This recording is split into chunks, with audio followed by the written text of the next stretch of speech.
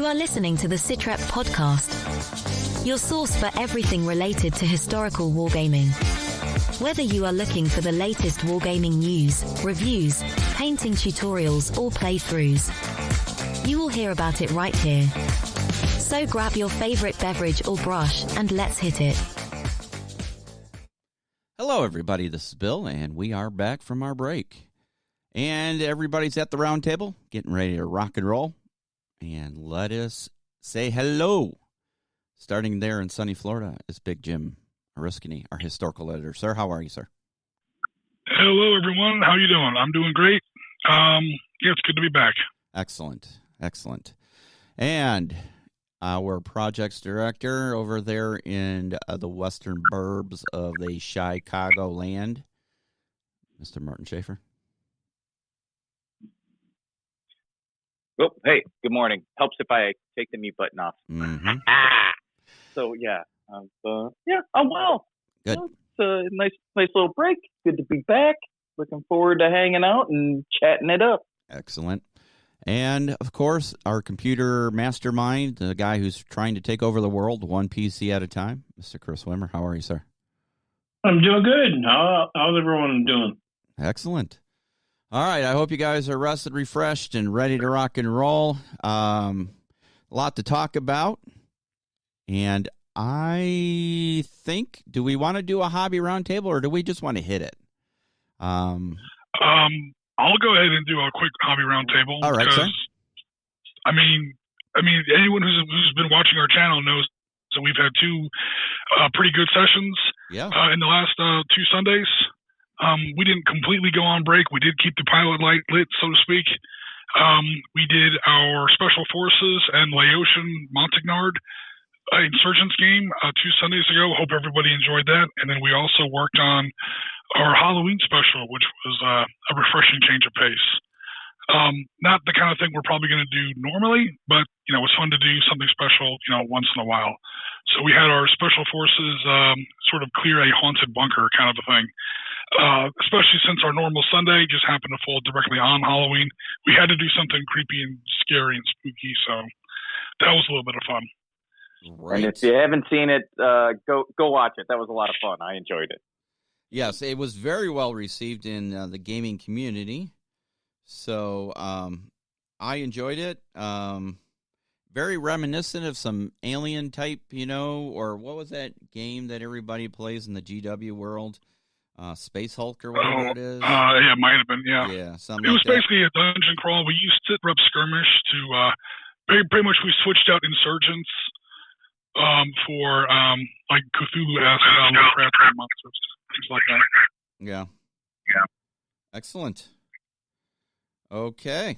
Very awesome games. So, and anything else there, Sir Jim?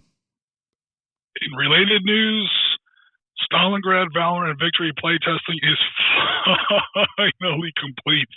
Excellent. 49 games of Valor and Victory back to back. I never thought I could get tired of Valor and Victory. I don't know if I completely reached it, but the horizon was in sight.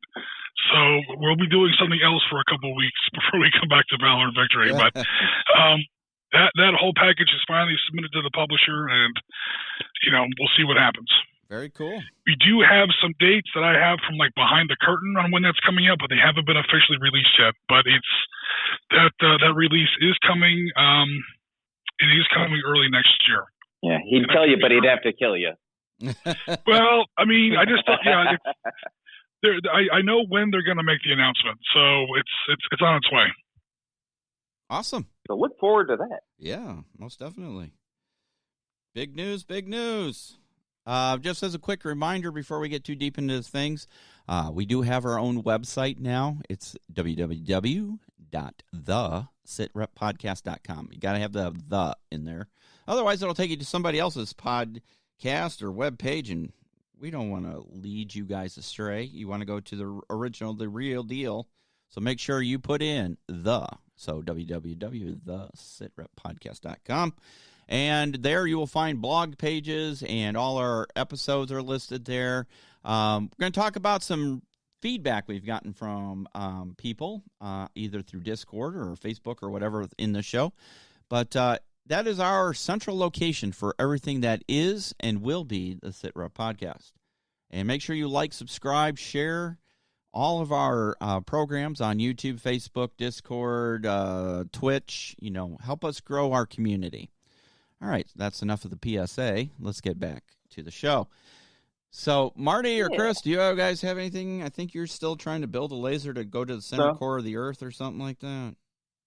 I was gonna say I'll go first, so we can save Chris's news for the end here. Okay.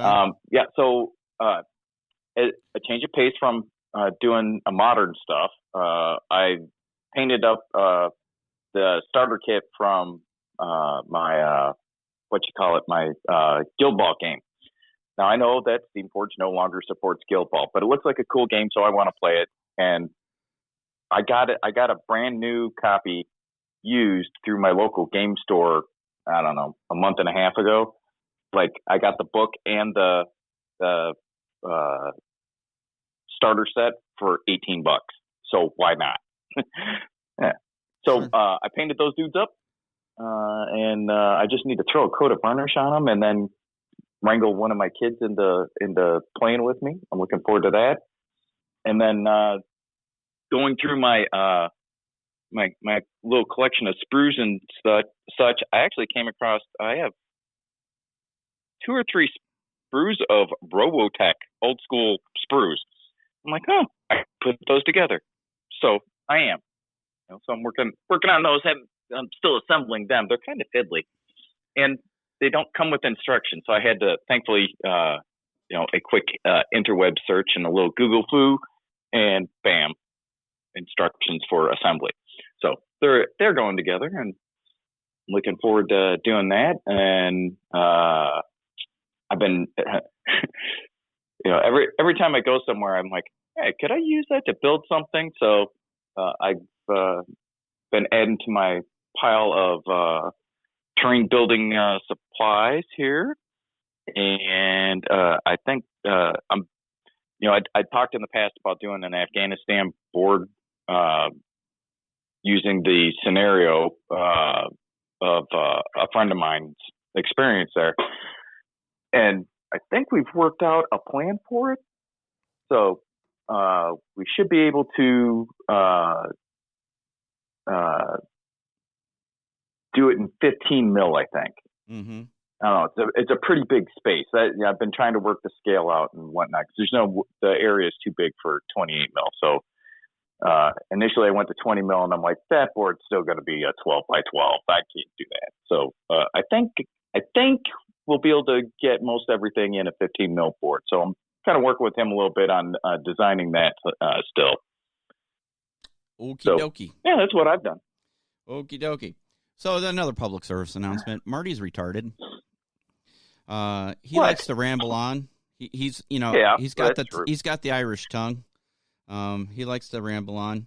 So we understand that this is a historical wargaming channel, but he likes to talk about everything that's wargaming. So just bear with him. You said hobby related. We're a historical wargaming channel. I know, but every now and then you need a little change of pace, because I paint a lot of green and brown shit. So paint some Napoleons. Speaking of Napoleon, holy no! Let's get into that one right now.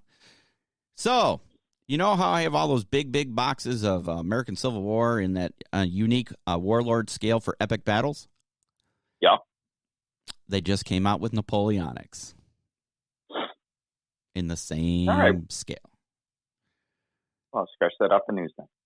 Sorry, but I couldn't help myself. No. We'll tell us a little bit about it then. So, yeah, if you guys have been following along on this channel, I backed this is going to get me to my other thing, but I backed the pre-order bundle for Warlord Games, Epic Battles, American Civil War set. You got a ton of stuff, right? In this, they call it 12 millimeter. I don't know if it's really 12 mil. It's closer to 15 in my opinion, but that's just me. Anyway, I still got a lot of crap to paint and put together. Let's be honest. Like 3,000 pieces. A lot. I'm going to be honest with you guys. I face some serious hobby burnout. I just have had no desire to do hobbying. I've literally had to force myself to do things just because, life gets in the way and there's all these things going on. And, what used to be my cathartic moments and what I could do to download and get away turned more into, God, I just got to do this. It's more of a task, a job, and it wasn't enjoyable anymore. So that's when I had to call the break because I needed to recenter myself. But anyway, so damn Warlord doesn't even give me a full year to work on the Civil War guys. Not even a full bloody year. And they're already coming out with Napoleonics in the same scale.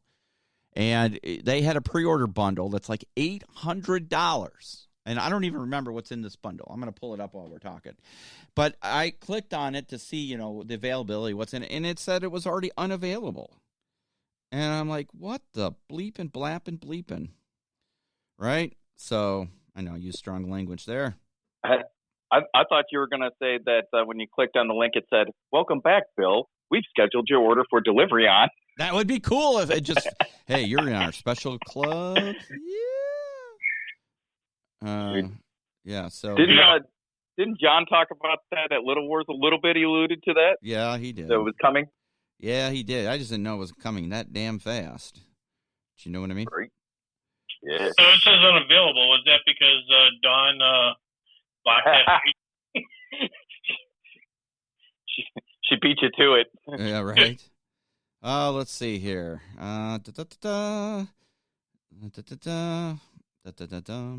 Yeah, anyway, so you get this amazing bundle. And, of course, I'm trying to do this on my phone while we're speaking. Epic battles. And everybody wants to, bloody hell. Okay, Epic Battles, Waterloo. All right, I can accept all the damn cookies. God bless America. Now go back. All right, I'm having a moment, guys. Nothing wants to work right. Nothing at all. Who is this at all you speak of? Epic Battles. Anyway, so you guys who are not into American Civil War and prefer your European conflicts, you can get Epic Battles Waterloo campaign. And, well, they have a pre-order bundle. It's $280, but I saw one that was like $800. And they had 2 starter sets of everything. It was like literally 2 of everything. And I'm like, holy crap. Because if anybody's ever played Napoleonics, you can never, ever, ever, ever, ever have enough of anything.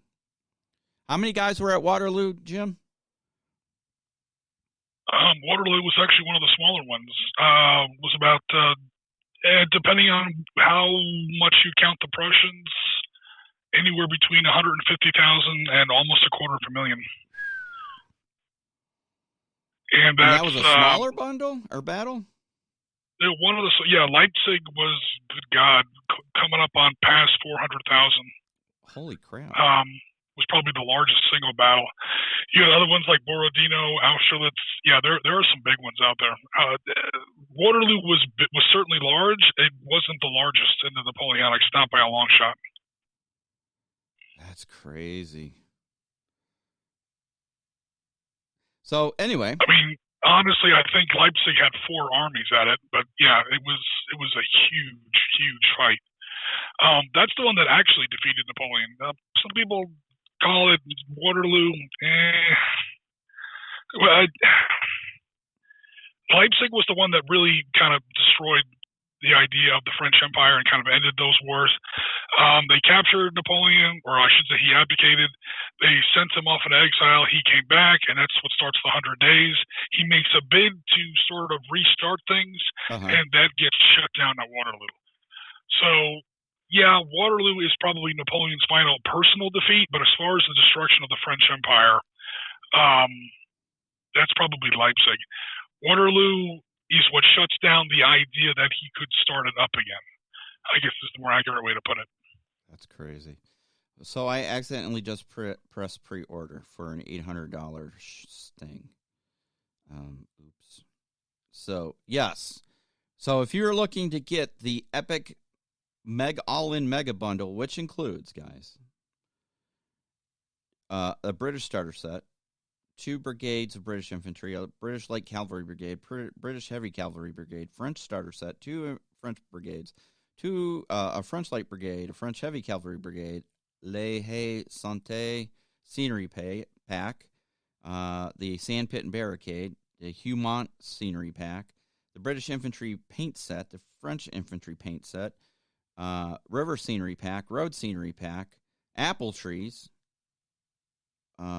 Ewert's Eagle, I'm not sure what that is, and La Enforces Humont Assault. So I'm assuming those are special. So it's like ungodly amount of people. So, holy crap. What was that unit about the Eagle? Let me bring it back up here. It looks like it's some kind of special edition guy. It's called... that might be the French Eagle. It's kind of like a standard bearer or a command unit or something like that. Okay, it's the... what did I click on the wrong one? Oh, I did. It is, yeah. Oh, so I clicked on the wrong thing. Sorry. Okay, so it is the Enforcier Humont Assault. No, that's not the right one. Ewert's Eagle? EWART Eagle. I don't speak French, but I know that like a lot of the French standards were Eagles. Okay. You know, capturing a French Eagle. We've all seen the Sharps episode. Blah blah blah blah. But yeah, that's probably what they're talking about there. Gotcha. So that is incredible. That's a lot of. I know there's already people saying, "Hey, you know, the British weren't the only people there, right? You had the Austrians, the Prussians. I mean, every European country essentially. It was like mini. What would you call it, Jim? Like mini World War. You know, when Europe was like the center of the universe. You know, pretty much everybody. Some people. Go ahead. Some people call the 7 Years' War the first true world war, so that goes back even further. Yeah. So, yeah. I'm trying to think. There are some people out there that know a hell of a lot more about this than me. I don't know if there were any Austrians at Waterloo. There were definitely Prussians, and even the Allied army was made up of all. I mean, it was an Allied army. It wasn't just the British, and the French army wasn't just French. Yeah. I do believe the majority of their cavalry, especially their lancers, I think they were Polish. So yeah, there's a lot going on there as far as different options for factions, uniforms, nationalities, and things like that. There you go. So Marty, going back to your thought, when you're looking for something more colorful to paint, you have the Napoleonics. And I have a really good reference that shows how to paint all the different uniforms of all the different, armies and brigades, battalions, whatever. So, if you're ever looking to do a little bit of color. Don't we need to do the blue and the gray first? Yeah, but it's blue and gray. I mean, seriously. And it's 12 mils. So, spray it down, give it a little bit of blocking color, and, give it a wash, and bada bing, bada boom, you're done and ready to go. I know. I'm going to. I think. Just saying. I know, because here this is going to lead to the next point, guys. We're changing up our programming a little bit. Wednesday nights is no. Hold on a minute. Oh, okay. All right. Hold on a minute now. Sorry. So Wednesday nights are coming hard and fast. Wednesday nights, we're no longer going to have regularly scheduled programming. It's just too hard for all of us people who have real jobs. To try and get something out, especially if we're trying to do it live. If it was pre-recorded and we had it in the can, that's one thing. You can schedule it, it goes. So we're going to reserve Wednesday nights for special events and members-only programming. Members-only programming, you ask? What is that? Eventually, part of the website will be a members-only area, and you will be giving special access to, members-only criteria, programs, and video things. And so Wednesday nights will be special reserve for our members. So regular programming will continue on Sundays. Now, Jim is no longer going to be doing every Sunday. We are going to set up a calendar, so Jim might offer a program, whether it's live gaming or whatever he has an interest of doing on a certain Sunday. And then the next Sunday, I might do a painting thing or a game review. So, we've had some really good feedback from you guys out there, and I wanted to talk about that too, because this all ties into how we're going to run the Sunday programming. And let me bring up Discord, because we had some really good feedback on Discord. about Sundays, right, Jim? We've had some really good stuff on that. I'm trying to remember. Was that in? Oh yeah, here it is. Okay, so Void Strider said he'd like to give his 2 pennies worth. Unfortunately, he can't dedicate as much time as he would like to watching the live streams, and he had some other thoughts. Doing game and rule set spotlights, easy enough to do. I've been wanting to do these more. It's something we can do within. The plan is to go between 30 minutes to an hour max as far as game spotlights and rule spotlights. As part of like a rule spotlight format, we would look at a rule and do like a simulated action. So like, okay, this is how this attacks. We would simulate it, with some minis or whatever. Attending large group wargaming events and giving coverage. We did that. We did our dry run at Little Wars in April. We plan on doing more. Again, COVID is really freaking everything up. And because of the schedule changes, it's hard to plan around because like Salute it's today, right, Jim? Is today Salute? I don't really keep up with conventions, okay. But to my knowledge, I think Historicon is also like around the corner. Okay, so yeah, we have Historicon, we have Salute, and I know we really would like to attend Historicon. Obviously, not this year because they changed it to the fall, and you kind of need some planning. But it also depends on availability of the team members. Remember, this is not our full-time job, so if we go to these, we either have to take some vacation time or, try and get in and out on the weekend that it's running. Local ones, it's easier to do because we can pop in and pop out. Like definitely Adepticon, I think we'll cover a Saturday of Adepticon. I don't think we're going to do the whole show because, it's a lot of other venues and genres outside of historical. But we do want to cover at least like a Saturday or something. We'll see. I definitely would like to do Historicon next year. And I definitely would love to do some of the smaller stuff. So we'll keep that on the radar. If you guys out there have suggestions for conventions, go to our website, and there's a contact us form. You can put in there your suggestions. Establish a wargaming community around the SitRep name. And in parentheses, he says, not giving up the channel initial group, but opening up to others post content under you. We are allowing that. You can actually send us an email, or we'll figure out how you can have access to like posting things, but we'll probably have to have you do it through like an email submission just so we can make sure it meets terms and all that stuff so we don't have any liability issues or legal issues. So I was going to say, weren't we already doing that? Yeah, I thought we were, but maybe they're looking like a more formalized thing. But it is maybe people just weren't aware of that again. So putting it out there, you guys can submit pictures. Our Discord channel is alive with projects and stuff. But we would like to cross that over to our webpage as well. Because not everybody uses Discord. Some people just looking for us on the web would come across our webpage before Discord. So we want to have that out there because I have an idea. I'm waiting for the collective gasp. No? Okay. Moving on. So starting in the new year in January, we're probably going to have like a painting hobby competition each month where you can submit something and people will, give it thumbs up and all that. And the one who gains the most thumbs up within that month.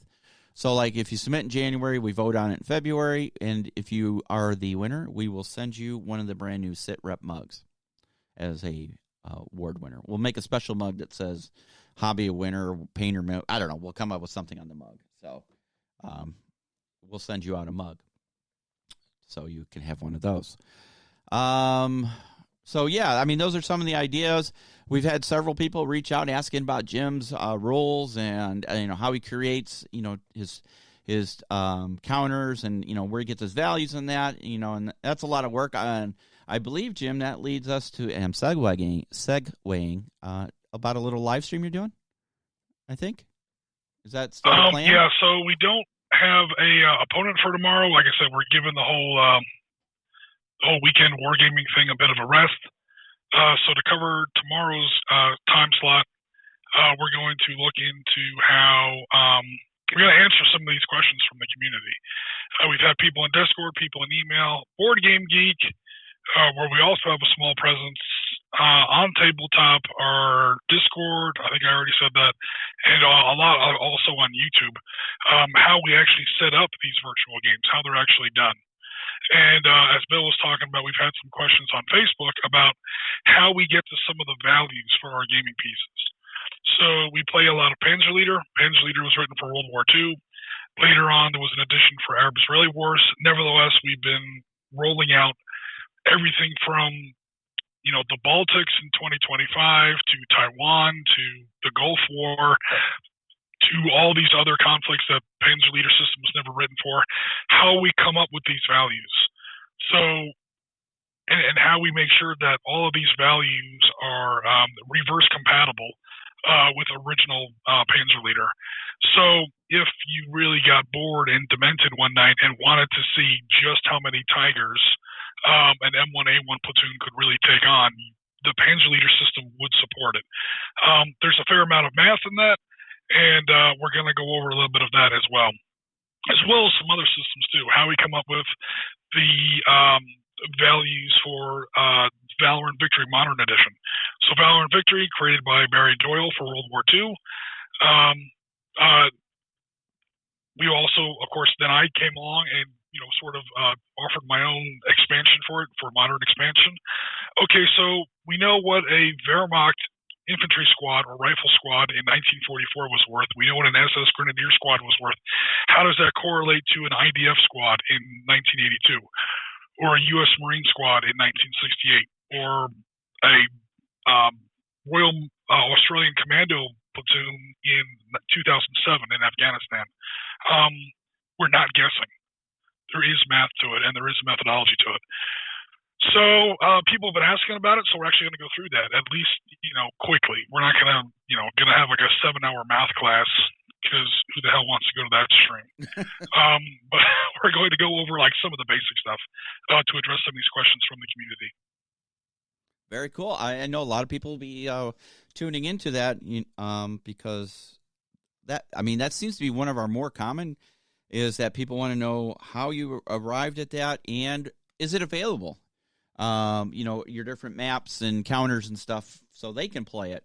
I don't know, maybe at some point we can put a collection together and like a members only access, have those stuff available for people. That's up to Jim. It's his creation. So, we will see on that. So for now, the short answer is join our Discord, for the love of God. We do have people who have orders in. It's been a very, very bad month for me. I don't want to get too much into what's been going on in my personal life, but it's been a rough month. And honestly, I didn't go on break along with the rest of the team, so I'm actually going to be going on a little bit of a break going forward from here, at least for like a week or so. I have some family stuff I have to take care of. But there are some people that are we're going to be creating stuff for people in Discord. At least at first. So like specific things that people are asking for. So Mashby, out there, if you're listening, I haven't forgotten about you. I promise you November, it's going to be in November. We are going to start working on those maps you were asking for. So, and then again, Discord has a great file sharing mechanic or the capability. So for PDFs, counter sets, stuff like that, if you're really interested, you got to join the community. You can't just be like a YouTube commenter who says, oh, give me this for free and get nothing back. Join our community. You got to join our Discord. You got to interact with us. We can't do it if you don't ask. And so other than that, we should be able to accommodate most requests. I don't think I'll get too many, but if I do, I'll let you guys know. The time is going to free up a little bit more, because, like I said earlier in the podcast, that Valor and Victory playtesting is finally done. So I feel like the sun is starting to come up a little bit. Jim's celebrating. He's got a little end zone dance going there. I'm not kidding, man. That was I've been working on Valor and Victory Stalingrad since research started, I think, in May. And it finally finished while I was on vacation. I was doing this stuff in a beachside hotel room. We finally wrapped this up like late October. So it's been the bulk of 2021 has just been sunk into this project. It's been a blast. The people that I've been working with have been absolutely amazing. I ask questions and the publisher's back to me like within sometimes like half an hour. It's been great to work with. yeah, and again, I'm really looking forward to how this comes out. Again, it's Valorant Victory for the Eastern Front. So far, the Valorant Victory PC game is only Western Front, and it's only some of the rules. So the Eastern Front, obviously, the Russians were, literally 90% of World War II actually happened, is, coming out soon. And then what we've created here on the Sit Rep podcast is going to be a little bit of the DLC that's hopefully going to be available in addition to the base game. Right. And that's going to be a 12 scenario pack just about the Battle of Stalingrad. Probably one of the greatest infantry battles as far as wargaming goes that you could come up with. I mean, terrain options, trenches, tunnels, buildings, ruins, sewers, riverbanks. Anything but trees. There's very little green on some of these maps. What was left of Stalingrad, it was a sprawling city, so it was already kind of gray and concrete, and then it was burnt to the ground, and then the battle started. So, yeah, a lot of ruins, a lot of blown-up buildings. So it's been a lot of work through most of 2021. Yeah, so hopefully I'll be able to be a little bit more responsive to community requests going forward. Very cool. Looking forward to all of that. Excellent. All right. Marty, is it news time? Well, before we do that, we didn't hit Chris on his news, so we need the, if nothing else, the laser update. Okay, the lasers. Yeah. All right, I need to get the freaking laser soundbite. So. Yeah, or pew pew. Yeah, right. It's going. The laser's going well. You had to go back and replace some parts, strengthen up some things, make some adjustments. Right now, going through the process of putting a skin on it to help control the exhaust and fumes. Yep. Which are considerable. Yep. Very cool. But yeah, it's working. Awesome. Dr. Evil. Excellent. So soon we'll be able to make our own stuff with the freaking laser. I was going to say, is that going to be mostly for terrain construction, or like what's it going to be used for eventually? I have one simple request, and that is to have sharks with frickin' laser beams attached to their heads. Now, evidently, my cycloptic colleague informs me that can't be done. But you remind me what I pay you people for. Honestly, throw me a bone here. I think I want to take a shot at trying to design like my own little MDF buildings. Kind of like I made the buildings for our mutated sea bass. Really? Ukraine game out of foam. Well, can I pull that off in a design program such as RDWorks or Lightburn, and then we can make it out of whatever material we want that we can cut onto the laser. Yep. That foam trays for the miniatures. Yep. I've already designed that. Nice. I've designed one size of those. I mean, but yeah, that's a test project that I want to make. Kind of selfish because I need foam trays for my little dudes. So how are you going to cut those out with the laser? So kind of the process on that is the actual foam part that goes around your dudes. It's just a sheet of foam that you put in there. You tell the laser where to cut, and it cuts it. It doesn't because it burns so fast and hot. It doesn't melt it really. Right. Like if you had a torch or something or a hot knife. Is it burning through the whole piece of foam all the way through? Because, like on some foam trays, it only goes down like half the depth and, Well, what you see with a lot of those is it burns all the way through, or they cut all the way through. I don't know how Marty's doing his, but even the ones that I've seen, the ones that you buy at the store, there's holes cut in it, and then there's a second, almost like a floor piece. That's true. Yep. Exactly. Yeah, that's our plan is to do it that way because the bottom piece will be of a different material that's a little stiffer than the foam. Yep. So that way it's got some structure to it, and it does. You don't go to lift it out and it flops over, and all your dudes fall on the floor. Excellent. All right, so there's a video right there, guys. Ding. Just like that. Yeah. Yeah. Soon. Sooner than later. Yeah. Yeah. Okay. Gotta finish. No, go ahead. Like Chris said, though, gotta finish building it out. Otherwise, the house smells really, really bad, and Lord knows the health effects from all that stuff. None of them are good. How can it smell bad? All right, cool. We'll be definitely looking for that. All right. So, we ready for some news? Yes, hit it. All right. So, I got a little bit. I didn't go super deep for this first one back, but there are some things that caught my eye and that I wanted to make a mention of. So, where do we want to start here? Hold on, my computer's, come back. Computer went to sleep. Hold on a second. There we go. All right. So, that's not the one I wanted. There we go. All right. So the first thing I want to talk about was Flames of War. Okay. Has Bulge American, Forces on the Western Front, new book that's out. And this specifically is looking at September of 1944. The Allies have gone across France. Patton's Third Army is poised to strike into Germany itself. 4th Armored Division's in the lead.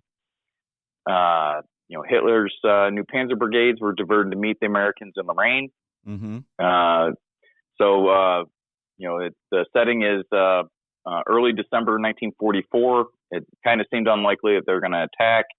And then in the middle of December, the 6th Panzer Army smashed into the lines at Ardennes.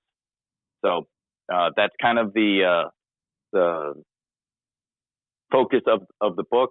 They talk about Bastogne as well, where we know the 101st was located, and then the siege being broken by the arrival of the 4th Armored Division. So folks that are interested in that, you can go to the Flames of War page itself, flamesofwar.com, and just click on Bulge American and see more about that book. And they are doing their launch party for this weekend, actually. So I think it's, hold on, pull it up. It is actually tomorrow, November 7th. And they're going to do a live launch.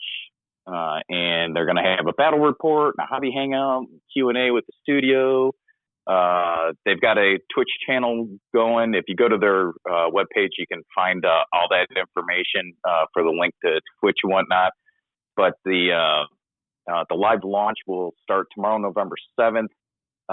It is, let's see what times here. 8 a.m. Pacific Standard Time, 3 p.m. GMT for the Brits, and 4 a.m. for our friends in New Zealand. So, sorry, Kiwis, you got to get up really early if you want to participate in that. Although the live battle report starts 4 hours later. So, noon Pacific time, 7 p.m. GMT, and 8 a.m. New Zealand time. So that one might be a little easier to make. Gotcha. They also, for their little hobby hangout thing, there's a link that you can submit questions to. So if you're interested in doing that, by all means, please hit them up. Right. They also have a whole line of products that would go along with that, and that's as far as I can tell, that's all existing stuff. I don't think they've released anything new in particular with this, but if that's your jam, go to Flames of War and check them out.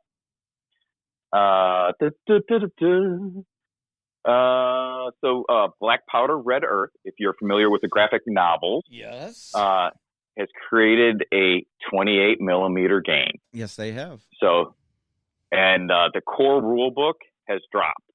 Yeah, I saw that. If you're on their Patreon, you've already had access to it for like a week. but the paperback version is now available on Amazon itself. So you can go to Amazon, type in Black Powder Red Earth, and then you got to find the core rulebook because all their graphic novels and stuff are available on there as well. So you want to make sure that you're looking for the Black Powder Red Earth 28 millimeter core rulebook, Unforgiving Close Combat in a Failed State of War. And I'm very interested in getting that. That looks like it's going to be something that's super cool. And they intend to flesh this out to be the total package with miniatures, game tokens, and a book within the next year. They said it's coming in November 22.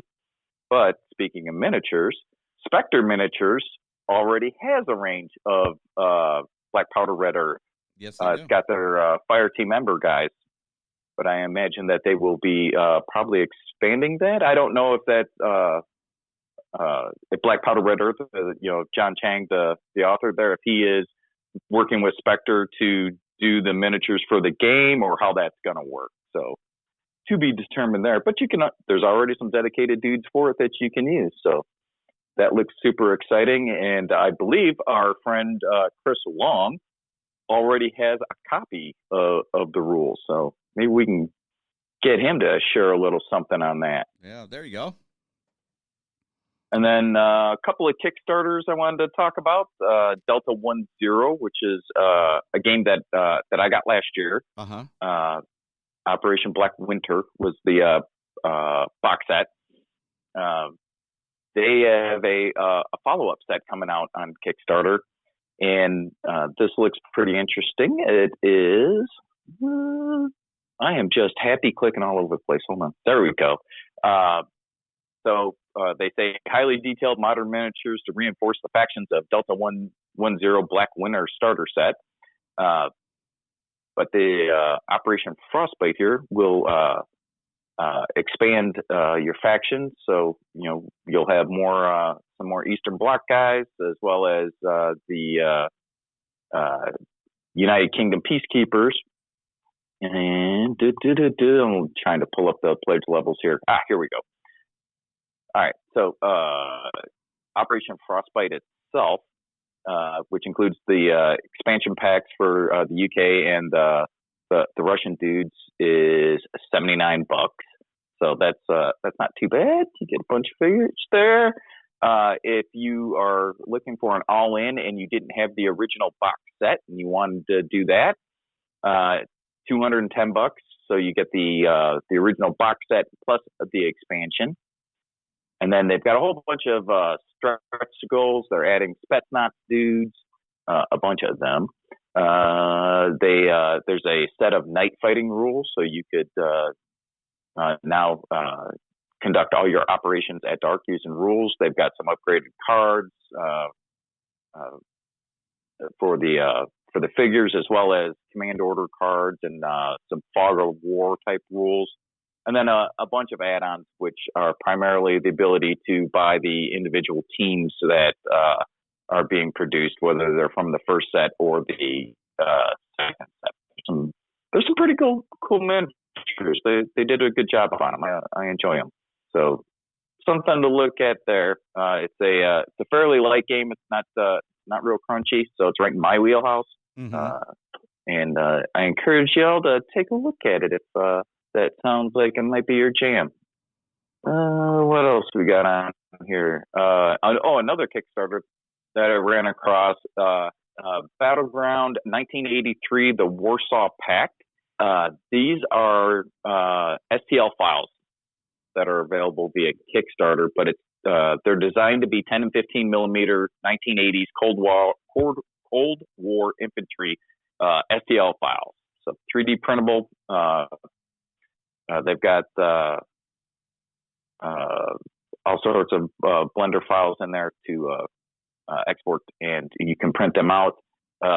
It looks like you can scale those up to 28 millimeter pretty well also. So if you're playing at that scale, I think that you're probably still good. But that Kickstarter is live as we speak now, and they have... So is it just the infantry, or were you about to answer this question? I'm sorry. Does it include any of the transport? BMPs, PTRs, things like that? It is infantry only. Okay. What I was about to say is, if you're interested, and you go to what's the actual file name? Kickstarter.com projects, Age of Admirals, Battleground 1983, the Warsaw Pact. They also have free sample miniatures, so you can download a little team of dudes, and it looks like you've got a guy with like a bazooka, rocket launcher of some sort, a dude with a rifle that's in the process of throwing a grenade, and then another guy that's it looks like he's wounded. I was going to say on the prone, but he's on his side, so it looks like a wounded token. So, but it's the whole assortment of dudes. And let's see here. They don't have all these dudes' names, so I'm trying to figure out that there's a boatload of them. And so they've got Soviet Motor Strikey company STLs, and they're already set up in, like I said, in 10 or 15 millimeter, but can be scaled up. And it looks like most of these dudes are Soviet. Trying to see if there's anything. I'm scrolling through all these dudes. Yeah, I think these are all Soviet ? Oh, nope. They also have some Germans, 1983 Germans, World War II.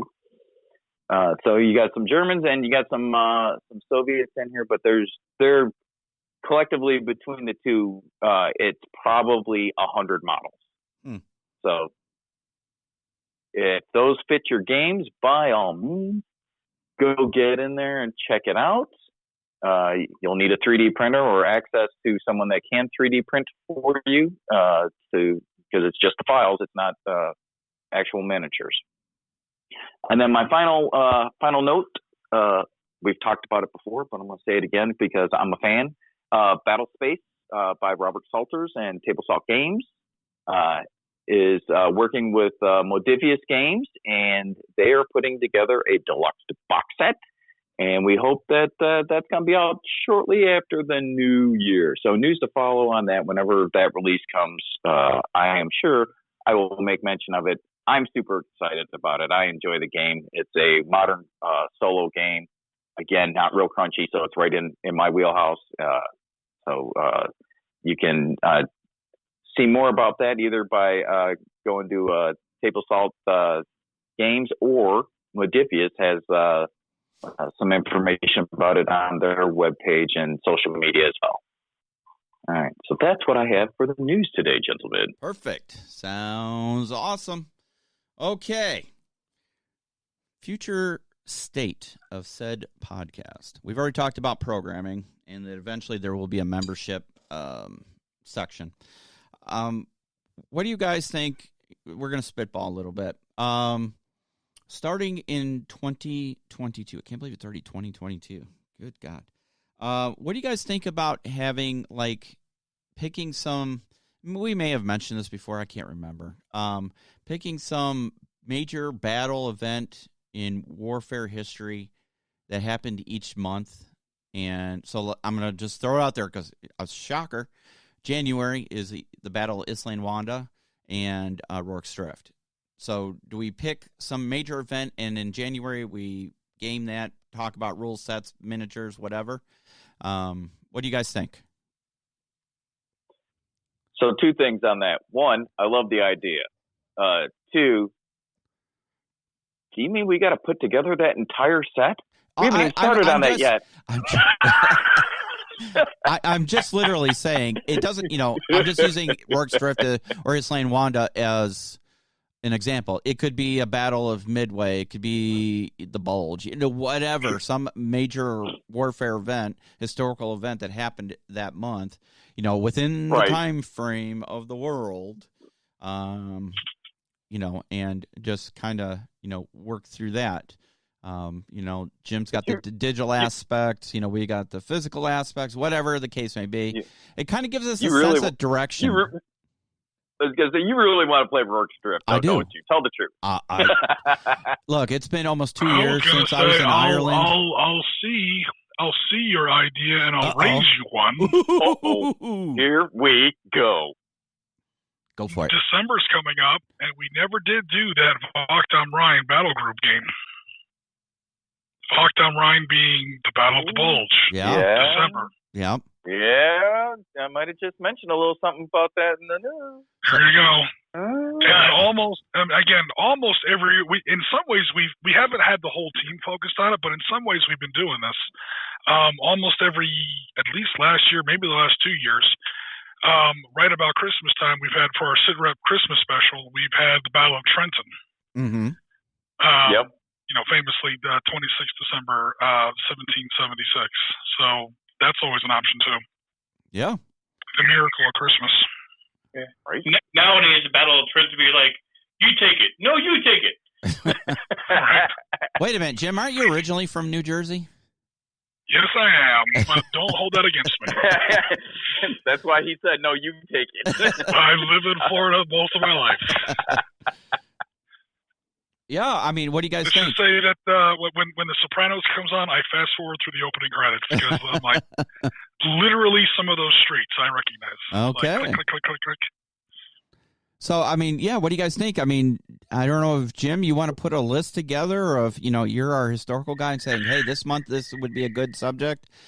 Something that it's not too meaty, but, something that we can cover, from different aspects. We could probably come up with about 36 ideas. Yeah. 3 ideas for each month, and then you guys can pick which one you wanted to do. Okay. Oh, come on, since when is war meaty? It's all lighthearted, right? Take. Do whatever you want. You do some less some lesser known stuff. Yeah. December, Wacht am Rhein and Trenton right off the bat. January, you've got Battle of Moscow. If you wanted to go, Battle of Moscow will be the 80th anniversary. That's always fun. I've done that in miniature before. The problem is the snow tables are kind of a pain to build and clean up afterwards, especially the way I do them. Well, only if you live in Florida. I do it the cheap way. I put some white card down. I put my terrain on there, and then I just dump a bunch of baking soda or baking powder, flour. I just dump flour everywhere, and my girlfriend hates me. But it does make for yeah. Hey, we can go old school and just play outside. Exactly. That's what I was going to say. Out here, we can just do it outside in the real deal. Cool. Yeah, that sounds pleasant. Yeah. I'm sick that week, just so you know. I hope all that meltwater doesn't mess up your miniatures. Better have a good coat of varnish on them. Yeah, I mean, so why don't we look at putting a calendar together for 2022? Jim, like you said, if you want to come up with different options, we'll choose 3, and then we pick one, and then we'll put out the calendar for people so they can go, ooh, that's something in my wheelhouse for that month, and then we can kind of figure out, how those, we have these theme months. And we still haven't forgotten about Butter Bar to 4 stars. We haven't forgotten about it yet. We need to start honing that in too. So, but yeah, I would really like to see some direction, in our projects. So, go ahead. I was going to say, I think that, focusing on a battle a month for something historically that happened in that month could also lend itself to some of our community feedback where we could talk about the rule set that we would use for that game. Right. So kind of get a twofer out of that. Exactly. Well, yeah, it would be, what rule set would you use, review it, miniatures or, board game based or, electronic version, virtual. Whatever the case may be, you could have a little bit of this and a little bit of that. We could have one. The games that we've been playing on Sunday, we do go into the rules quite a bit. Yeah. So I don't know, maybe they're asking for different rule sets. I think so. I think just like Spectre rules, Ultra Combat, Force on Force. I think they're. All right. So are you guys going to be filming those games? Because I can't do those games. Yeah, those we can do. The stuff that actual physical rule books because. I don't mean to pat myself on the back, but I probably have them all. So, yeah, we could. Because you're a hoarder. Shut up! I'm not a hoarder. I'm a collector. Oh, okay. Sorry. He's a hoarder that paid a lot for his stuff. Then. There's a certain couple words I'd like to express to you, but this is a family show. Yeah, to bring it back on track, if we do Battle of Trenton, though, I do say that Jim needs to go back to his original accent. I don't know. You spent most of your life in Florida, though. Do you really have an accent? I don't think there were too many New Jersey troops in the Battle of Trenton, ironically. Well, mostly Massachusetts and Connecticut. But I'm talking about you. I know. But was there a Jersey accent back then? They were all British. Yeah, and again, I think there were a lot of loyalists in New Jersey as well. So again, don't steal my fun. I want to hear. That's it. I'll do my best, Tony Soprano. How about that? There you go. Because no, I'm not going to say it because I upset people from New Jersey. I was going to say, So now you're going to say it. Okay. I'm going to say it. New Jersey accent, but knowledgeable. Whoa. Knowledgeable? Shots fired. You're saying James Gandolfini didn't do a correct New Jersey accent? He did a Tony Soprano accent, let's be honest. He did a great accent. I'm just saying knowledgeable about history and stuff like that. Oh, God. Yeah. Like to Marty's point, I don't know what the New Jersey accent even was back in those days. Goodness. Hey, so that means we can make it whatever we wanted, right? Because there's nobody from back then that's going to tell us different. Yeah. This is true. Now, Marty and I have both been to Fort Dix a number of times, and I can tell you, the people that we've dealt with there, not knowledgeable at all. Flag on the play, they were all Army people. Well, most of them. So. But were they knowledgeable? Well, no, but they weren't necessarily New Jersey people either, though.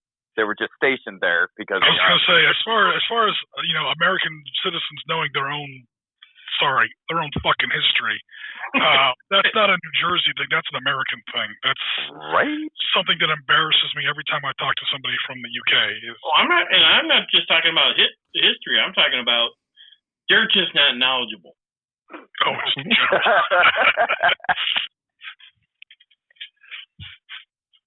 Yeah, it was. Yeah, there were some interesting times there. Yeah. But yeah, I like that idea. I think that'd be good. We can kind of take a look at the calendar, see what interests us, what's feasible and doable. Obviously, I mean, Yeah, we spread it out. I'll see if I can come up with a list. Cool. And I'll spread it out across different periods. So it's not all World War II. It's not all modern. But yeah, there are some choices. I mean, trust me. Yeah. Especially when we talked about this in the past. Especially once you get into the summer months. Yeah, like 10 times more options. But even in January, I mean, Battle of Cowpens, Battle of Princeton, that's just two in the American Revolution. Is Swindala, we already talked about. Works Drift, the close of Stalingrad. Yeah, trust me, there's plenty. Absolutely. Yeah, there's no shortage of source material. Mm-hmm. Jim, I have a question for you. The rifles that were used in the War of Independence, the American Revolution, those were flintlock, not percussion, right? In the American Revolution, War of Independence, yeah. Okay. Yeah. Those are definitely still all flintlocks. They weren't all rifles by any stretch of the imagination. Right, yeah. There were really only 3 rifles being used. There were the American rifles, and they're basically civilian weapons, so like no 2 rifles were the same. Sure. God knows, like you made them yourself in your barn. So the basic Kentucky/Tennessee/Pennsylvania rifle, yeah, we get it. The Patriot Widowmaker. You got the Hessians, who did have Jaeger companies, which sort of had like a short carbine that was technically rifled, and then technically you had the Ferguson rifle. If I'm saying that correctly, hopefully I didn't just totally botch that name. This was the eventual commander at Kings Mountain. Okay. Was the the guy who invented. He was Sharp's Rifles 40 years before Sharp's Rifles, and he's also the guy who supposedly had George Washington in his sights, and by all rights could have killed him, and basically said, "I just don't feel like it. That's not what gentlemen do." Battle of Brandywine, 11 September 1777. If he had pulled that trigger, we'd have somebody else on our $1 bill. But even then, his Ferguson's rifles. I'm hoping I'm getting that name right. I'm going to go ahead and Google that, make sure I'm not totally botching that. Just to kind of check up behind myself. Those are really the only rifles that you have in the American Revolution, but they were all flintlocks as far as the firing mechanism goes. I'm looking at ordering a rifle kit. Yeah, Ferguson rifle. Okay, cool. Whew. I had the spelling wrong, but I pronounced it correctly. So you guys, because there's a famous British general that fought at Saratoga, Fraser, and I always get Fraser and Ferguson mixed up. So I say Fraser's rifles and Corps Commander Ferguson, and that's obviously switched back to front. Yep. So I just wanted to quickly check that, make sure I didn't make a jackass of myself here on recording. So cool. If we do like Trenton or something, I think I'm going to order a flintlock rifle kit, and we can do a video thing on what it actually looks like to shoot one as we build it as part of our content. But anyways, I think it'd be a good idea to, each month have a kind of a event that we center around, because that would give us direction for, what we do. And I think that would be awesome. So, because I do enjoy, Jim and I, we did Kings Mountain. We did the Battle of Kings Mountain, because I actually visited the real battlefield, and I was quite impressed at what it really looked like versus what you see in a book or, hear about. So it was very humbling, to be honest with you. Especially for the American Revolution. We don't have many of those battlefields left. Yeah. I think the battlefield at White Plains is a strip mall now. Trenton is probably a Costco. No, seriously. I mean, these towns were so small back in those days. Trenton was literally 40 buildings. And the battlefield took place right down the throat of King and Queen Street. And then the city has grown around that. And they didn't, it's the actual battlefield of Trenton is under probably 20 feet of asphalt at this point. So, they just couldn't save it. But Saratoga is still there. Kings Mountain is still there. Oriskany's not really there. The ground and terrain is still there, but most of the trees have been cleared for farmland. So if you go down that road where Herkimer was ambushed, you're like, how dumb or blind was Herkimer to be ambushed here in the middle of this, 15 acres of open field? Well, at the time it was almost Mekong Delta level forest, closing around both sides of those fields. So the battlefields, even if they're still there, don't look the same. So if you can go to a place like, Saratoga, the town of Saratoga no longer exists. You have to go to Saratoga Springs, which technically isn't in the same place.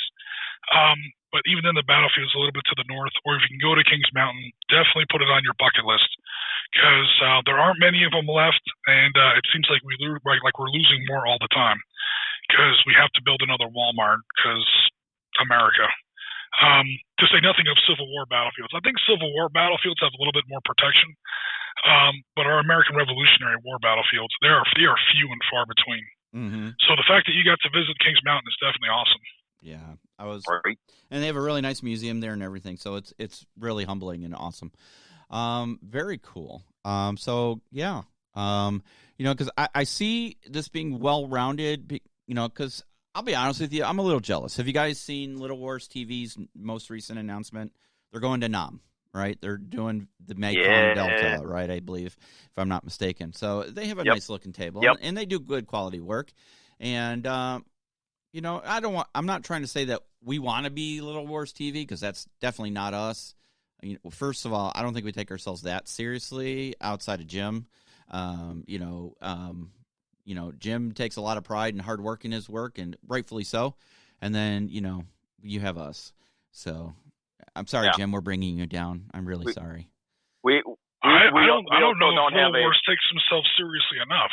Yeah. I mean, I remember the one I think they did on the Spanish Armada. They started off with two guys floating around in a pool. Not Spanish Armada. one of the naval battles of the Spanish-American War. It was either Santiago Bay or Manila Bay.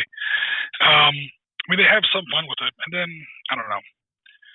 Yeah, and it was the one that they did in Iraq, where suddenly the Marine Corps were flying around the Black Hawks, and then they had veterans there playing the game, which is always great. But then they brought up that same tired question that everyone ponies around the block at least once every 6 months.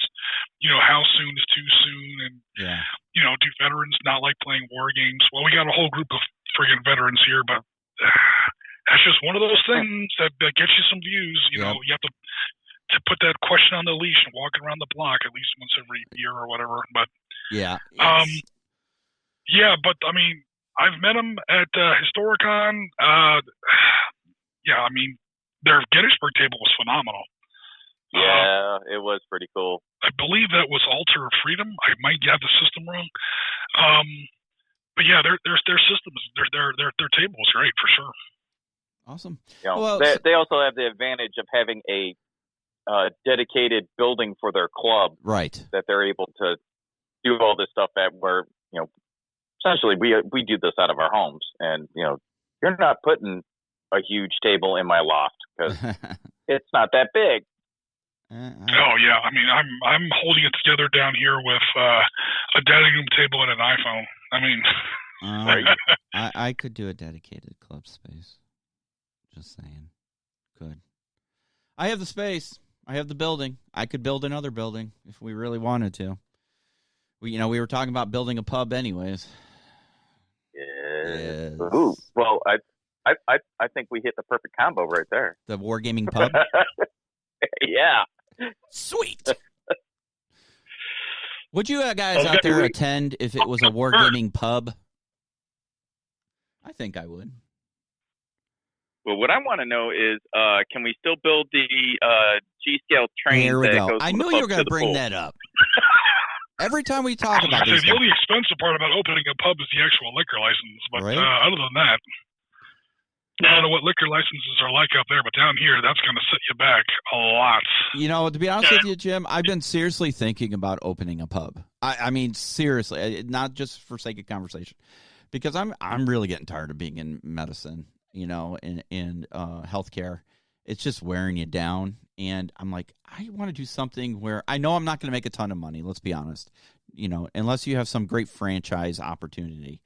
But something that, you know, if I had a good pub, not a bar, a pub where people come and they socialize, and a wargaming pub would be awesome. Or at least like a couple nights a week, it would be wargaming night or whatever.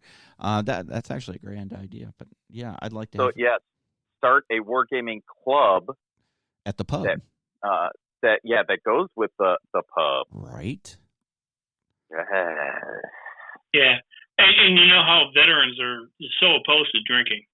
Exactly. And I already have the name for the pub. I think I told you guys this Saturday night. Sir Robert Peel's would be the name of the pub. Yep. That's right. No broken windows. That's right. So, yeah, I mean, so many grand ideas, too many ideas and not enough time or money. But, yeah, I like the theme, monthly thing. We can work on a list. We'll start putting that out there. So you guys out there in the audience would be able to see what's coming in the month of what. So, yeah, I mean, like Rourke's Drift is always a good one. Or Islay-and-Wana. So. Yeah, I mean, are you guys going to be able to build these tables? Well, I already have the Rourke's Drift set. We already have the Rourke's Drift set. Okay, cool. Islay-and-Wana, did I back? I swear I backed something that was in like 6 mil or something. Or we could do it. If we wanted to do Islay-and-Wana, I would, for this month, because we're already in, God forbid, the beginning of November. You know, if you feel that Rourke's Drift is the way to go, Jim, then we would do. I have a board game of Rourke's Drift, go figure, and Islay-and-Wana, and I also have the Warlord 28mm version of Rourke's Drift, the full set. So we could do a terrain build on the Rourke's Drift set. We got the board game, and I'm assuming, Jim, you would have something, you know, either like an Ops Center or a Valor and Victory set or a Panzer, whatever, you know, obviously the virtual side. I mean, we could try it, but it sounds like from the feedback, people are getting tired of my content. I don't necessarily think they're getting. We got to get some more stuff from up there in Chicago. Yep. No, I agree. So I'm hoping that this new Sunday format's going to work out. Yep. So we'll see. So, yeah, I mean, we'll come up with the calendar. You guys out there, let us know if you have ideas or things like that. Also, again, we have a Discord channel. We have our Facebook page. We have a YouTube channel. We have our website. And you're welcome to post things on the website in the blog pages. If you have a project you're working on, if you have a miniature or a model you want to show off, you'll be able to do it there. And eventually I'll build another page, and that will be the members page or, the contest page, each monthly, whatever, we come up with. So look for that in the new year. I think the rest of this year is just going to be honing out some plans for 2022, so we can hit the ground running. I would like to start recording some stuff so we have stuff in the can that we can just pump out, and be a few weeks ahead of things. So yeah, we're also looking forward to Savage Frontiers coming out in January. Hopefully. And we'll need a winter table build for that. Yep. Any suggestions from the team for more movie reviews? Oh, I loved your movie review. What did everyone think of that Battle of Britain movie review? I liked it. I liked it. Yeah, Jim, I have another couple for you. I think you should do Bridge Too Far. Okay, that's definitely because we're trying to start at least at first with some positive ones. Yeah, I know negative ones get more views because everyone likes to see people bitch and cry and whine and complain. But just before we really start making more enemies, I wanted to do at least some positive ones. Trust me, there are plenty of bad ones that we could do. Well, Jim, to kind of lean into your point, because one of the things that I like most about the movie review that you did is you explained how somebody could look at this and kind of use it as a reference for their gaming. You're right. So I think the positive ones that do a good job of being that reference are really good topics. If that makes sense. Yeah, that's kind of the conceit, because again, we are a wargaming channel. We're not really. We're a history wargaming channel, but we're not a history channel. There's a slight difference. Sure. I wanted to make sure that we definitely get a wargaming angle into the movie review, because like it or not, and Oriskany definitely does not.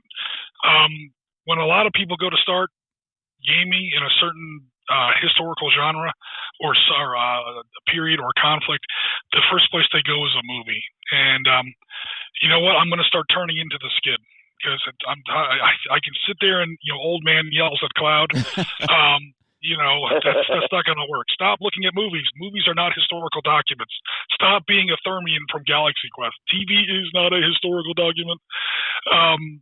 No, but you know what? But rather than that, we can at least, look at this is the kind of movie that you should be, if you want to use it as a gaming resource or as like a beginning gateway into a new, into historical gaming in general, or into a new, maybe new period, here you go. Or if it's not such a hot movie, there are still going to be some good things about it. Even really, really bad movies are going to have some positive things about it.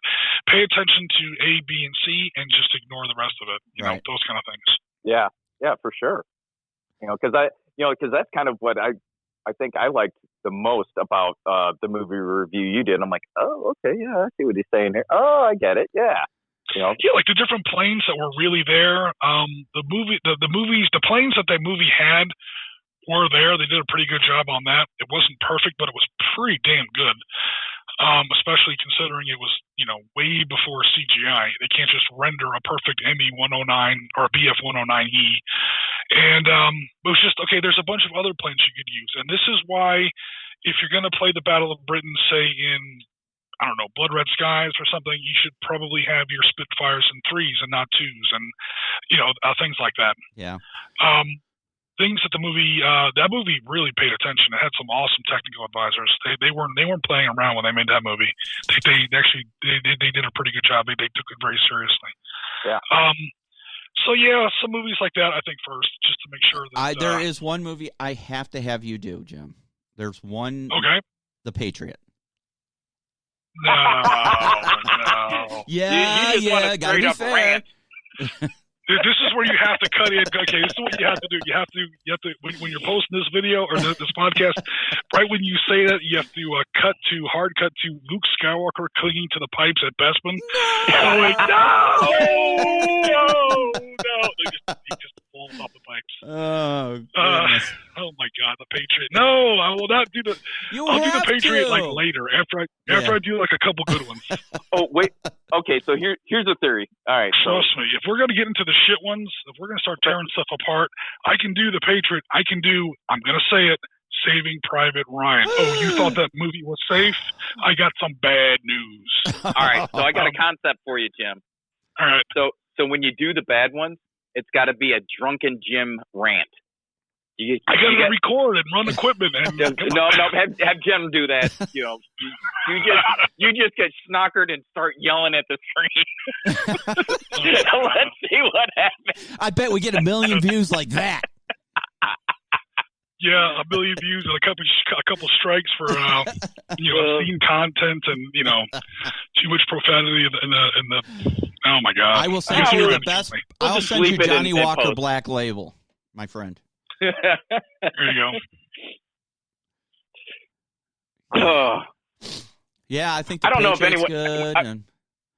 I don't know if anyone else would find that funny, but I personally would. the audio track would be one 28-minute long bleep. It would be the most annoying audio ever. And to make it historical, you would have to drink something from that time period and that location. Some good Madeira. Some good Madeira. Yeah, there you go. The American Revolution ran on Madeira. Well, once you get that far south, a lot of Caribbean rum came into it too. But. Yeah, so I was about to say, there's a lot of rum going around. Right? Excellent. I like it. Yeah, I think your movie reviews are good. We want to see the good and the bad. So I think just letting you unload on the Patriot or whatever would be funny. It'd still be educational because you're going to put your historical spin on it and say this is how it really was versus what you see, yada yada yada. And as far as Bridge Too Far goes, that would definitely be on the list. It might not be the very next one because I don't want to do like 2 World War II ones in a row. Sure. But yeah, anything by Cornelius Ryan would go in there. So yeah, Bridge Too Far, The Longest Day, stuff like that for sure. Cool. Hey, Chris, I have an idea for a movie review that you and I could do. I was thinking Tropic Lightning. Well, no, I was thinking I was thinking Firebirds. There we go. We'll get my dad. Oh, yeah, there you go. Firebirds. What historical what battle did that represent? It was modern warfare. Modern warfare. I try to drive around and get video of me, the pains in my head driving, looking through the front. Yeah, it would be pretty funny getting my dad on and having him comment on that. The old grizzled Army aviator, chief warrant officer. Yeah. I was gonna say he would just keep dropping one-liners every now and then about how jacked up it was. That's not how they do that. Well, we'd be that's a slippery slope because once we do stuff like not Tropic Thunder, once we do stuff like Firebirds, next thing you know, it's going to be Airwolf episodes. And then once you start Airwolf episodes, now you're in the 80s. We're going to be doing Miami Vice episodes. Yes! Hey, there's a shootout here. It's technically historical combat. It's modern. And Bill's going to want to be on scene. Jim, you just exposed Bill's master plan. I know. I log on to our Sit Rep podcast YouTube channel. I see all the suggestions for Miami Vice. I know what's going on behind the scenes. Miami Vice, only the greatest TV show ever on TV. I don't disagree. It was groundbreaking. It was amazing. All right. Well, that's food for thought. Any last thoughts, guys, before we close out today's show? It was a great show. I appreciate everybody's energy. And to all you guys out there in the audience, we appreciate you hanging with us. Make sure you like, subscribe, all that good stuff you do to help our channel grow. Buy merch. We got some really nice shirts out there and mugs. I got to go and redo some things. Like I bought the forest green pullover sweatshirt, and it has black printing. Can't even really see it real well, so I need to change that color up to probably gray. I have the pub glasses and the coffee mugs, and they're awesome. Yeah, the pub glasses especially are really cool. So get yourselves one of those, guys. And I need to get my head out of my fourth point of contact because, Jim, I still have to send you your care package. It's sitting in the box in my office, so I got to get it. Somebody in the audience, go back to our podcast and count the episodes we've mentioned that. I think we're up to like 4 or 5. I was gonna say the over/under. We'll draw the line at 4. Yeah, there you go. All right. I got 2 words for you too, Jim. Yeah. I've got a couple in return. Oh, wait a go minute. for it. Jim, I need your opinion on something before we close out the show. Did you see the little news blip about the British Royal Marine Commandos out in California who made the Marines surrender? Yep, I did see that, and I was a little heartbroken, especially when I heard where it took place. 29 fucking palms. We even had home field advantage. What happened? And I have no idea. I don't know the details. The prince probably got our guys fucked up the night before. They just baited them out with boxes of crayons. I would say that British Royal Marines are an actual special forces unit. Yeah. Marines are just like, grunt. Above, I won't say elite, but the average Marine, like brigade or whatever, is like top tier, but at the same time, not special forces. They're elite military. Yeah, they're really good grunt. I don't know what happened. I don't know the details. I don't know how big the battle was. It must have been a small battle because, again, we're talking about Royal Marine Commandos. They don't really organize in really big groups. Sure. But I honestly don't know the details. I can bet you, knowing the pride of the Marines, that the commandant or the battalion commander or whatever size force it was, that the top sergeants and the COs were fuming. Oh, somebody got bent. Yeah, somebody's doing some IPT outside the barracks for about till the end of the fiscal year. I mean, I was gonna say they're still doing it. Yeah, they're still there. Yeah. Roll left, roll right, make them flat. Yeah. Just start pushing. Yeah. So the Marines now have a crosshair on the Royal Commandos. At the next war game, the Marines are going to be coming out just teeth gnarling and revenge bent. So. Well, the Marines are going to use their one actual advantage in that we're an actual branch of the military, i.e., we organize by brigades and divisions. Yeah. So the Royal Marines might find themselves outnumbered about 1,000 to 1. Because, again, the Marines are not special forces. They are like the average Royal Marine Commando and the average United States Marine, put them head-to-head, one-on-one. Obviously, that's like a Green Beret or a Delta Force. It's a different category of soldier, or Marines aren't soldiers, but a different category of combatant. Yeah. With the idea that, again, I don't know what the scale of the skirmish was, or the exercise or whatever, but the idea that a Marine unit of any kind of decent size, again, I don't know if it was a squad, a company, a battalion, a brigade. What actually happened, I don't know. But the idea that a Marine unit of any size could get defeated by, another force is, of course, going to be humbling. But again, if you're going to lose to somebody, I would rather lose to other Marines, especially Royal Marine Commandos. Yeah. Because all kidding aside, those guys are no friggin' joke. This is true. True that. That's true. Speaking of Marines, we almost forgot to mention this. So I will now. Jim, to you and the entire Marine Corps, happy birthday. Oh, thank you very much. I was at the Marine birthday again. It's coming up. It's coming up. Yeah, there are going to be cakes cut by swords all across America tonight. There you go. Are they celebrating it now? Because I think the actual day is November 10th. From what I know locally, most of the celebrations are going on this weekend versus next weekend. Of course, it falls in the middle of the week. Yeah. Tun Tavern, Philadelphia, 10 November 1775. Yep. Marine Corps is technically older than the United States. But still younger than the Army. Don't ask me how that works, but somehow it works. Yeah.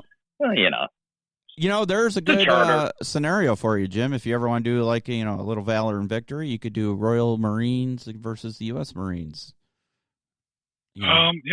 As long as I give the Marines like a 2-to-1 number advantage, we might actually break even on that. I'm not trying to be a smartass. I mean, head to head. Yeah. Head to head, one-on-one. Yeah. If I was going to put the Royal Marines up against someone in the U.S. military, I would put them up against a Green Beret, against a Delta Force, against something like that. Because again, the average or a MARSOC, I don't know. Do we know like who in the Marine Corps actually got defeated? Was it one of our line battalions? Let me see if I can find anything about it while we're waiting on it. But let's see, Marines versus. I don't want to hold up the stream. Yes, I have heard about it, but I don't know any of the details. Oh wait, U.S. Marine Corps robust report that Royal Marines dominated in training exercise. Yeah, but what was the Marine unit the U.S. Marine unit that was actually involved? I'm looking. So it was the Royal Marines 40 Commando. And it was Marines from 2nd Battalion, 5th and 7th Marines. Yeah, so that's 2725. That's going to be okay. That actually doesn't surprise me. That actually doesn't surprise me, especially if the numbers were even close to even. And again, I don't know who was on defense, who was on offense, who was any of the particulars, but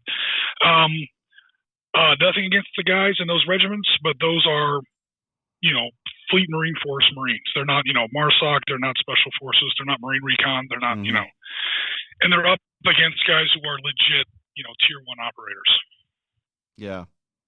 So according to a PhD candidate at the Department of War Studies at King's College, these kind of garbage tabloid articles, no one surrendered in the 40 Commando was teamed with U.S. Marine units, are the kind of thing that threaten future U.S.-UK exercises.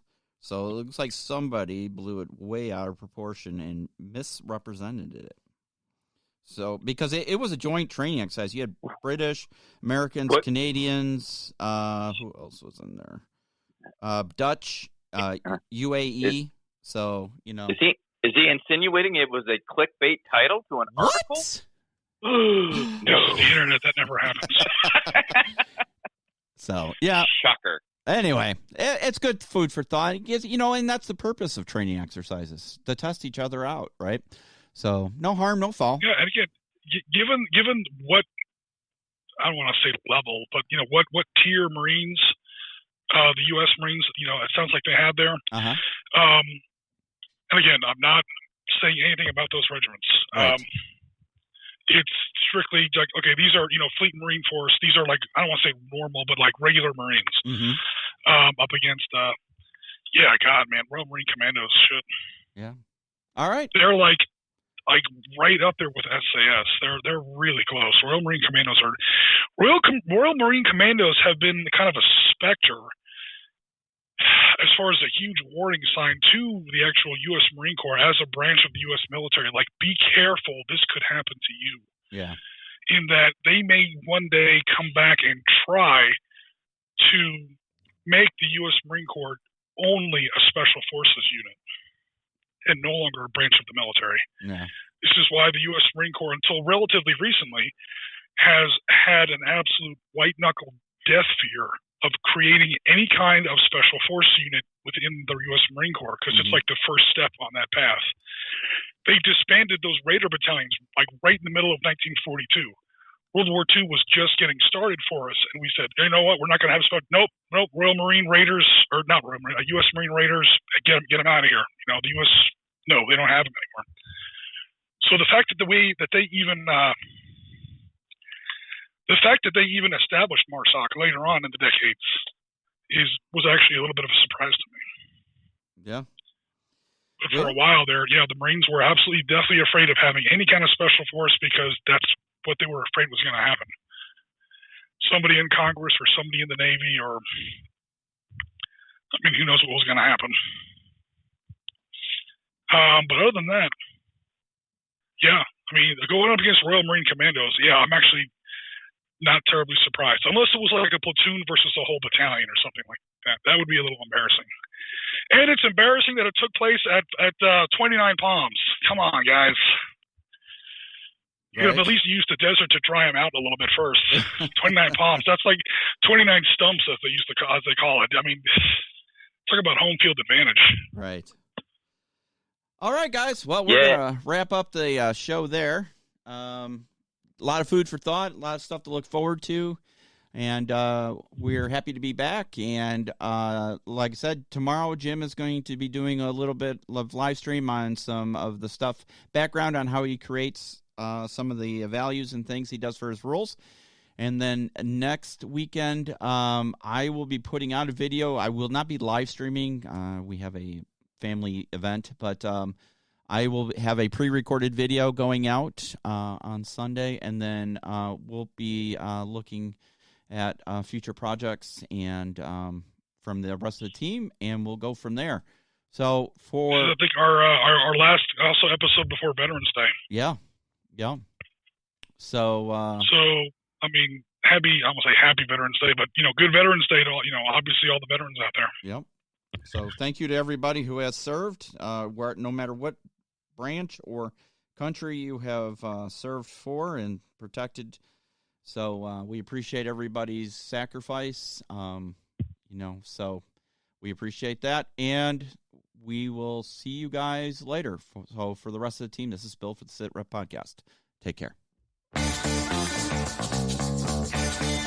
You have been listening to the SitRep Podcast. We hope you have enjoyed the show.